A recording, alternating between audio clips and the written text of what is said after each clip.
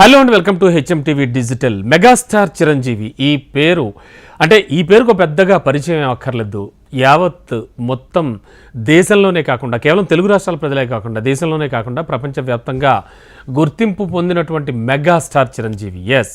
ఆయన ఇండస్ట్రీలోకి రావడం, ఆ తర్వాత ఎన్నో కష్టాలు పడి ఎన్నో సవాళ్ళు ఎదుర్కొంటూ మినిమం కొన్ని సినిమాలు చేసుకుంటూ వెళ్ళడం, మ్యాక్సిమం హిట్లలోకి వెళ్ళడం, ఇలా మెగాస్టార్ చిరంజీవి గురించి ఎంత చెప్పుకున్నా తక్కువ అవుతుంది. ఇటీవల కాలంలో వాల్తేరు వీరయ్య లాంటి సూపర్ డూపర్ హిట్ తర్వాత మెగాస్టార్ చిరంజీవి చేసిన భోళా శంకర్ మూవీ రిలీజ్ అయింది. అయితే అనుకున్నంత స్థాయిలో ప్రేక్షకులను ఆకట్టుకోలేకపోయింది. దాదాపుగా మెగాస్టార్ చిరంజీవి కెరీర్లో ఒక ఫ్లాప్ చిత్రంగా నిలిచిపోయింది. బికాజ్ ఆఫ్ డైరెక్టర్ అంటూ కూడా సోషల్ మీడియా అంతా కూడా కోడై కూసింది. మరి ఈ నేపథ్యంలో ప్రస్తుతానికి భోళా శంకర్ ఆల్రెడీ ఓటీటీ మాధ్యమంలో కూడా వచ్చేసింది. అక్కడ కూడా చాలా ఎక్కువగా జనాలు చూస్తూ ఉన్నారు.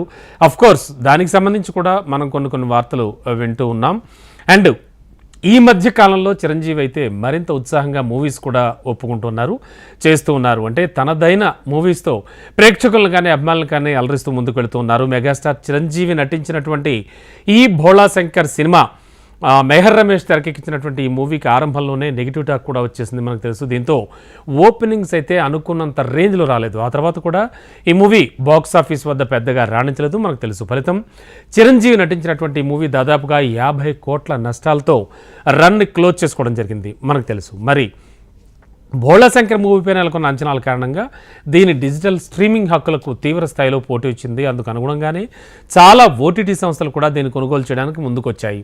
ఈ పరిస్థితుల్లో ఓటీటీ దిగ్గజం నెట్ఫ్లిక్స్ ఈ మూవీ డిజిటల్ రైట్స్ను భారీ ధరకే సొంతం చేసుకుంది. అండ్ సెప్టెంబర్ 15 నుంచి కూడా స్ట్రీమింగ్కి తీసుకొచ్చింది. మెగాస్టార్ చిరంజీవి హీరోగా అండ్ మెహర్ రమేష్ తెరకెక్కించినటువంటి ఈ భోళా శంకర్ చిత్రానికి ప్రస్తుతానికి నెట్ఫ్లిక్స్లో భారీ స్థాయిలో రెస్పాన్స్ వస్తోంది. దీంతో ఈ మూవీ అత్యధిక వ్యూస్ కూడా వస్తున్నాయి మూవీకి. ఫలితం ఈ మూవీ ఏకంగా 2 రోజుల నుంచి భారీ వ్యూవర్షిప్తో ఇండియాలోనే టాప్ ట్రెండ్లో కొనసాగుతోంది. అండ్ ఈ మధ్య చాలా సినిమాలు వచ్చినా కూడా ఈ మూవీ ప్రభావాన్ని చూపిస్తూ దూసుకెళ్తోంది బికాజ్ ఆఫ్ మెగాస్టార్. భోళా శంకర్ మూవీకి సంబంధించి హిందీ వెర్షన్ కూడా నెట్ఫ్లిక్స్లో దుమ్ము దులుపుతోంది. అంటే భారీ స్థాయిలో ఎఫెక్ట్ చూపిస్తోంది.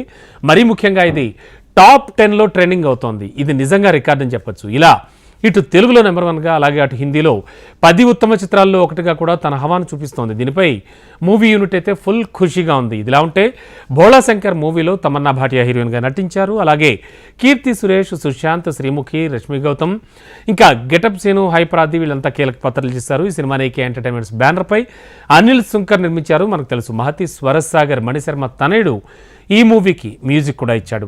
బ్యాక్గ్రౌండ్ అయితే బాగుందని ఒక టాక్ కూడా వచ్చింది. బట్ మూవీ అయితే ఆకట్టుకోలేదు ప్రేక్షకుల్ని. కానీ ఇప్పుడు ఓటీటీలో మాత్రం దుమ్ము దులుపుతోంది. ఇటు తెలుగు వెర్షన్లో కానీ అటు హిందీ వెర్షన్లో కానీ. మనం గతంలో కూడా చాలా మూవీస్ చూసాం, రిలీజ్ అయినప్పుడు అంతగా ప్రభావం చూపించవు థియేటర్స్లో. జస్ట్ లైక్ మహేష్ బాబు, అతడు కానీ ఇంకా చాలా మూవీస్ ఉన్నాయి.